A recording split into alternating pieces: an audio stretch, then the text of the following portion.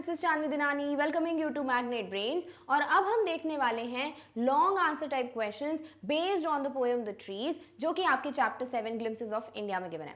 So before we move into the first question, let's just discuss that this poem is written by Adrienne Rich. और इस poem में जो poetess हैं, she is telling us that the trees have been cut down by human beings from the forest and they have been kept into the houses. यानी कि trees का real जो place है, जो नेचुरली वो कहाँ होने चाहिए, फॉरेस्ट में। But human beings have done what, they have always been causing harm to nature just to fulfil their greediness, their selfishness, और इसीलिए they have cut down all the trees. Now as the trees are confined in the house, तो definitely they want freedom, और वो क्या करते हैं, वो जो है बाहर निकलने की कोशिश करते हैं। And therefore their roots, they are trying कि जो roots हैं वो एक दूसरे से disengage होने की कोशिश कर रहे हैं। Glasses जो हैं वो जो आपकी leaves हैं वो glasses पे pressure डाल रही हैं।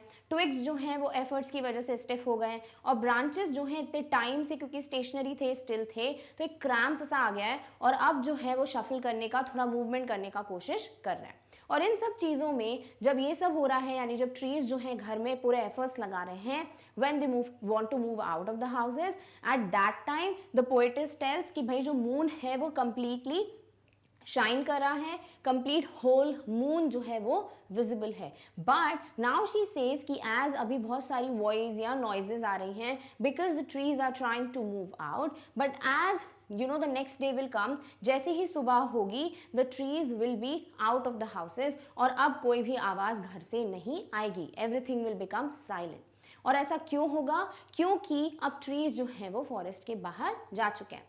So as the trees will go into the forest, अब क्योंकि फॉरेस्ट में सब पेड़ ही पेड़ होंगे, टॉलेस्ट ओक ट्री भी होगा, राइट। तो इस वजह से जो मून है वो कंप्लीटली नहीं दिखेगा, फ्रेगमेंट्स में दिखेगा, और ऐसा लगेगा कि मून जो है वो भी एक मिरर की तरह टूट गया है, फ्रेगमेंट्स में ब्रेक हो गया है। Clear.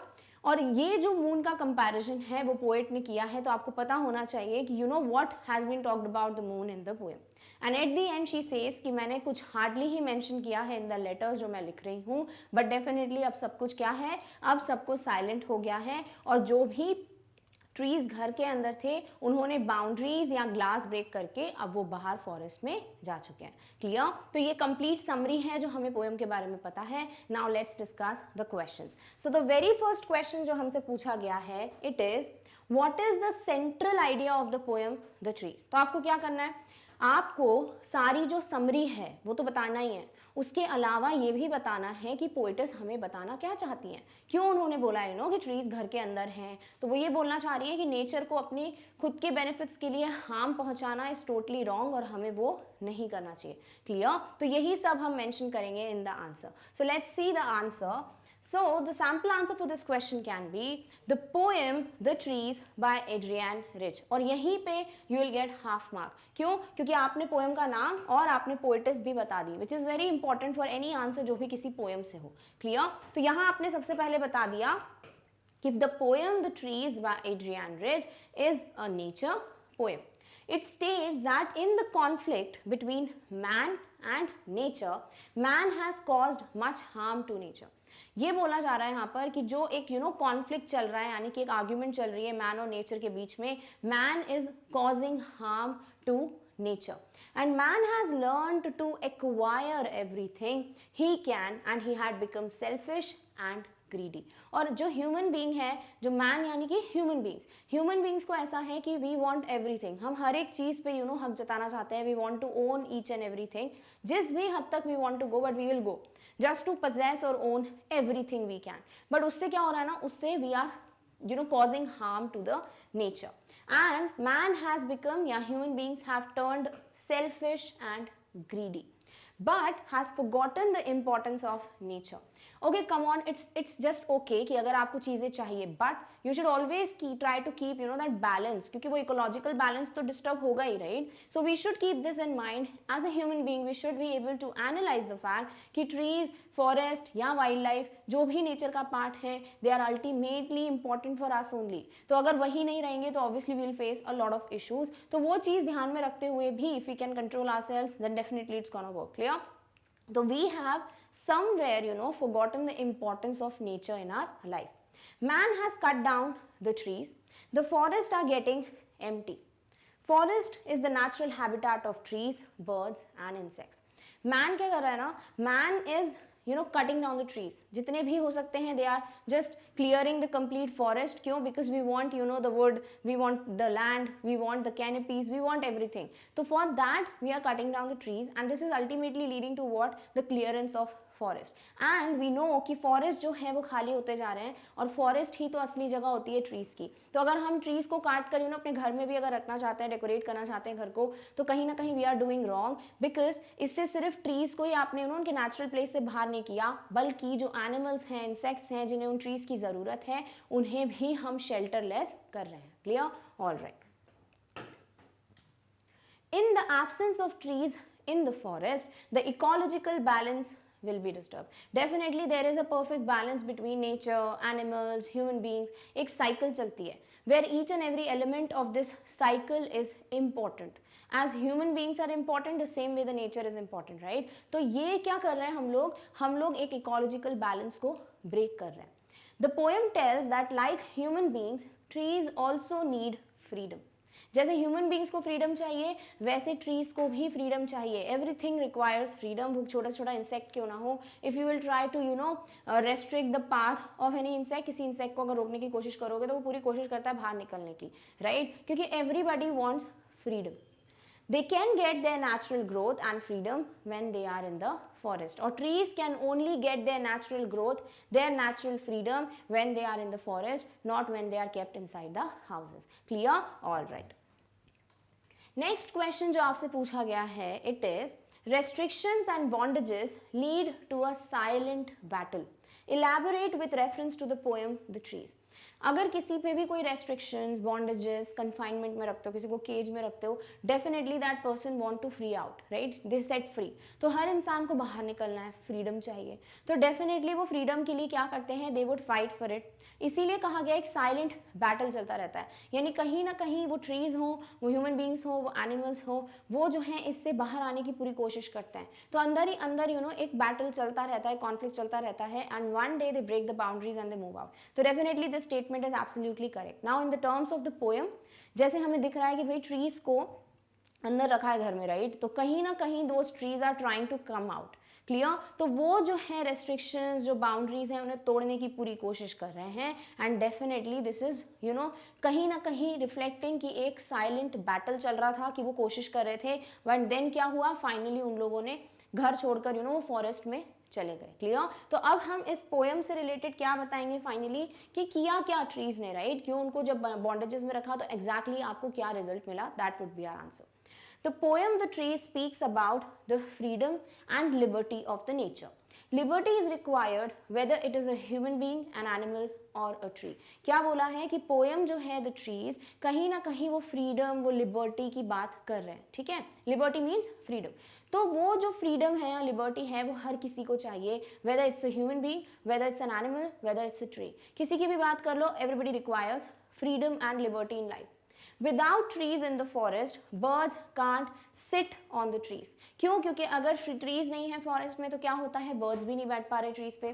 insects don't have a hiding place, तो insects के पास छुपने की जगह नहीं है. and the sun can't bury its feet in shadow. और sun rays जो हैं, वो shadow में अपने आप को ठंडा या फिर cool down या फिर बोल सकते हो छुपा नहीं पाएंगी. clear? Freedom is a silent battle, like disengaging roots from the cracks in a veranda floor. Silent battle का मतलब ये नहीं कि आवाज नहीं आ रही है, इसका मतलब होता है कि वो वॉर टाइप की सिचुएशन नहीं आ रही है कि सब मार रहे हैं एक दूसरे को. साइलेंट यानी खुद से ही कोशिश कर रहे हैं बाहर निकलने की. ठीक है? तो फ्रीडम यहाँ पर एक साइलेंट बैटल की तरह पोर्ट्रे हुआ है, जहाँ रूट्स पूरी कोशिश कर रहे हैं एक दूसरे से डिसएंगेज होने की, जहाँ पर trees are breaking the glass. ठीक है? वो पूरी कोशिश कर रहे हैं कि हम फोर्स लगाएं जिससे ग्लास जो है वो ब्रेक हो जाए. And are becoming free to go into the forest. और फ्री हो रहे हैं ताकि वो फॉरेस्ट में जा सके.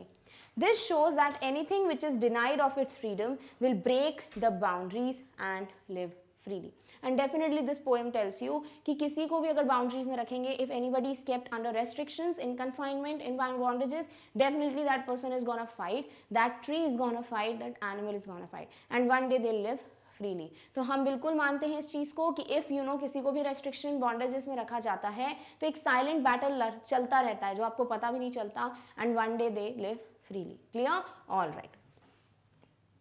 Next is a conflict between man and nature is going on. Man are disregarding the natural growth of plants and trees. The nature also rebels against the destruction. Elaborate. क्या लिखा है कि एक conflict, एक झगड़ा चल रहा है किसके बीच में, मैन और नेचर के बीच में. एंड मैन जो है वो डिसरिगार्ड कर रहे हैं the natural growth of plants and trees. यानी कहीं ना कहीं से वो जो नेचुरल किसी को चाहिए ना एक प्लेस, कि प्लांट्स की नेचुरल प्लेस फॉरेस्ट में है, ट्रीज की नेचुरल प्लेस फॉरेस्ट में है, एनिमल्स की नेचुरल प्लेस भी जंगल में है, राइट. तो ये जो है हम कहीं ना कहीं डिसरिगार्ड कर रहे हैं, यानी कंसिडर नहीं कर रहे हैं. और इसी चीज को आपको क्या बताना है कि नेचर ऑल्सो रिबेल्स. और इससे क्या होता है ना, नेचर भी एक तरीके से रिबेल करता है, यानी कि झगड़ा करता है, एक बैक आंसर करता है कि हाँ भाई if you will do something wrong with me I will also give you the answer. कैसे? फॉर एग्जाम्पल जैसे if you are not taking care of the trees, तो बारिश नहीं होती है, देन वेजिटेशन प्रॉपरली ग्रोथ नहीं हो पाती, राइट. बहुत से इश्यूज देखने को मिलते हैं. सेम वे में अगर आप एनिमल्स को बंद करके रखते हो, कहीं ना कहीं से they become aggressive, they are not there in huge number, extinct होते जा रहे हैं.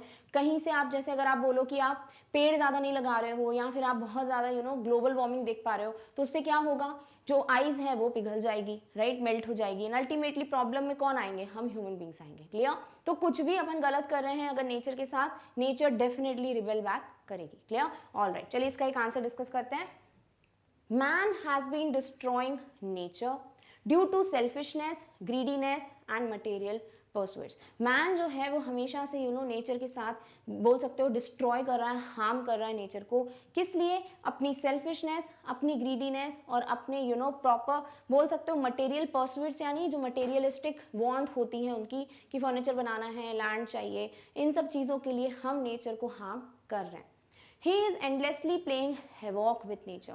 और एंडलेसली यानी कि बिल्कुल ऐसा नहीं है कि हम रुक गए हों कहीं, नहीं, हम पूरी कोशिश कर रहे हैं कि हाँ भाई हमें रिबेल करना है, हमें लड़ना है, हमें हार्म पहुंचाना है नेचर को. He is trying to misuse every element of nature. और कहीं ना कहीं we are misusing each and every element of nature, whether they are trees, whether they are animals, whether they are birds, हर एक चीज को we are misusing. In this pursuit, man has forgotten that excessive destruction can carry us to any situation. ज़रूरत से ज़्यादा जो हम harm पहुंचा रहे हैं ना, जो एक्सेसिवली हम डिस्ट्रक्शन कर रहे हैं फॉरेस्ट का, उससे अल्टीमेटली क्या होगा, हमें ही एक ऐसी सिचुएशन में एंटर करना पड़ेगा जहां हम खुद फाइट नहीं कर पाएंगे, राइट. फॉर एग्जाम्पल अगर अभी की कंडीशंस देखें, when everybody was inside the house, pollution ही नहीं था, राइट. कितना प्रॉपरली वेदर क्लियर हो गया था, बिल्कुल क्लियर स्काइज देखने को मिल रहे थे, फॉग नहीं था, स्मॉग नहीं था, right. But again as we came out we have caused so much destruction, caused so much pollution, कि डेफिनेटली क्या हो रहा है, नेचर भी फिर उसी तरीके से मॉडिफाई होता जा रहा है, which we do not like. But हमें ये समझ नहीं आता कि we are only the reasons for this situation. Man is cutting trees and destroying the natural habitat. This is causing global warming with overall rise in temperature. और हम जो ये ट्रीज काट रहे हैं, इससे क्या होगा, इससे ग्लोबल वार्मिंग हो रही है, राइट. और इसकी वजह से क्या हो रहा है, बहुत ज़्यादा टेम्परेचर बढ़ रहा है. और टेम्परेचर बढ़ेगा तो अल्टीमेटली क्या होगा, ultimately if these practices are not controlled, we might soon be drowned due to melting of ice from polar caps. Definitely जितना टेम्परेचर बढ़ेगा, पोलर कैप्स या आइस जो है वो मेल्ट होगी तो हम ड्राउंड यानी डूब जाएंगे उसी में. And then there will be everything will end. किस वजह से? Just because of us. तो अगर हम इन प्रैक्टिसेस को कंट्रोल नहीं करते, if will not stop the excessive destruction we are causing to nature, definitely वो हम ही पे आने वाला है. Nature will also rebel and ultimately we'll only suffer. Clear? All right. Man should wake up and save the planet Earth from destructive forces of nature. और इसीलिए if we want कि जो नेचर का रिबेलियस नेचर या फिर ये जो भी डिस्ट्रक्शन हो सकता है हमारे साथ, अगर हम उसे रोकना चाहते हैं, definitely we have to first of all stop harming the nature. और जिस तरीके से they are meant to be, let us just make them live like that. Clear? All right. Next is how does the poet describe the moon in the poem. Poet ने moon को किस तरीके से बताया, तो एड्रियन रिच ने दो situations बताई हैं. पहले कि मून जो है वो कंप्लीटली फुल मून है, शाइन कर रहा है, क्लियर नाइट स्काई है, जब ट्रीज घर के अंदर है. बट जब ट्रीज बाहर चले जाते हैं फॉरेस्ट में, तो जो मून है वो हमें कंप्लीटली नहीं दिख रहा है, और मून की जो रेज है वो हमें फ्रेगमेंट्स में दिख रही हैं. और इससे क्या लग रहा है कि मून जो है वो मिरर की तरह ब्रेक हो गया है. एंड ऑल्सो ऐसा लगता है कि मून एक क्राउन की तरह काम कर रहा है of the oak tree. Clear? तो चलिए इन्हीं सब चीजों को हमें मेंशन करना है इस आंसर में. In the poem, the poet Adrian Rich has spoken about the poem about the moon 2 times, 2 बार जो है मून की बात की है उन्होंने पोएम में. First at the beginning of one of the stanzas, एक कोई स्टैंजा है जिसके फर्स्ट बिगनिंग में क्या बोला है उन्होंने, she tells that night is clear and the moon is whole shining brightly in the open sky. क्या बताती हैं वो कि now I am sitting you know with the doors open towards the veranda, और मुझे ऐसा दिख रहा है कि नाइट क्लियर है, मून कंप्लीटली होल मून है, फुल मून है, and it is shining very brightly. Secondly, she tells that as the trees are moving out of the house, she creates an image that it looks like as if the moon is being broken into several pieces and each piece reflecting its light separately. तो दूसरे time हम क्या बताते हैं वो उसी stanza में eight the and उन्होंने बोला है कि अब जब ट्रीज जो है फॉरेस्ट में पहुंच चुकी हैं, बिकॉज यू नो अब ट्रीज बहुत ज़्यादा हैं तो फॉरेस्ट खाली नहीं रहा, तो मून कहीं ना कहीं दिख रहा है उनको, तो ऐसा लग रहा है कि मून जो है वो पीसेस में दिख रहा है, और इस वजह से द मून लुक्स लाइक, एक इमेज क्रिएट की है कि मून ऐसा लगता है कि मिरर की तरह टूट गया है फ्रेगमेंट्स में. क्लियर? एंड जो लाइट है वो हर एक पीस से अलग अलग तरीके से रिफ्लेक्ट हो रही है. The moon is acting as a crown of the tallest oak tree. और एक और चीज उन्होंने क्या बताई है एट द एंड कि मून जो है वो ऐसा लगता है कि एक ताज की तरह, एक क्राउन की तरह काम कर रहा हो, किसके, एक ओक ट्री के. क्लियर? तो यहाँ पे मून के कंपैरिजन में कोई इतनी डिफिकल्टी है नहीं, डायरेक्ट आपको मेंशन करना है कि पहले स्टैंजा में जो थर्ड स्टैंजा आई थिंक उसके पहले की जो बिगनिंग है उसमें क्या बताया है कि मून जो है वो कंप्लीट है, फुल मून है, शाइन कर रहा है प्रॉपरली. बट जैसे ही ट्रीज फॉरेस्ट में पहुंच जाते हैं, क्योंकि ट्रीज इतने ज़्यादा हैं कि अब मून कंप्लीटली नहीं दिख रहा, कुछ बिट्स और पीसेस दिख रहे हैं, तो ऐसा लगता है कि मून भी एक मिरर की तरह ब्रेक हो गया है, और जो मून है वो एक सबसे बड़ी जो ट्री है जो है ओक ट्री, उसके क्राउन की तरह, एक ताज की तरह काम कर रहा है. Clear? All right. Next is in the poem The Trees, where are the trees, what are their roots, twigs, etc. trying to do. Next पूछा गया है कि जो आपकी पोएम है the trees by Adrienne Rich, उसमें ट्रीज कहाँ पर हैं, तो हमें पता है घर के अंदर, और उनके जो डिफरेंट पार्ट्स हैं ट्रीज के, रूट्स हो गए, ट्विग्स हो गए, लीव्स हो गए, ये सब क्या करने की कोशिश कर रहे हैं. तो हमें कंप्लीटली पूरी स्टोरी बतानी है, दैट्स इट. फर्स्ट या सेकेंड स्टैंजा तक हमको सब कुछ यहाँ पर बताना है. क्लियर? All right. चलिए इसका एक आंसर देखते हैं. In this poem, The Trees, the poet tells us that trees or plants have been kept inside the house of human beings.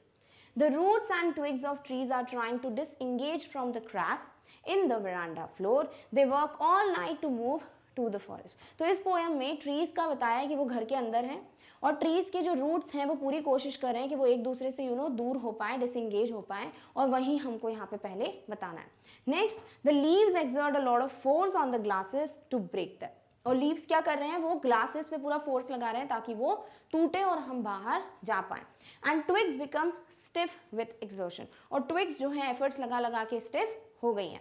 The poet wants to give the message that keeping the trees inside homes is like keeping them in a prison. और at the end आपको conclude तो करना ही है answer, तो आप लिख सकते हो कि with all these things said, poet want to convey or poet wants to give a message that we should not try to keep the forest or the trees inside our house because they are meant to be in the forest, right? और ऐसा हो रहा है जैसे if you are kept in a cage, the animals also feel caged, the same way trees are also feeling caged, और एक prison की तरह काम करेगा पूरा घर उनके लिए. क्लियर? वहाँ सिंपल से आंसर्स हैं इस पोएम के, ज़्यादा कुछ है नहीं. आपको अगर मीनिंग पता है, समराइज वर्जन आपको पता है of the poem, definitely you can answer any question related to this. Clear? All right.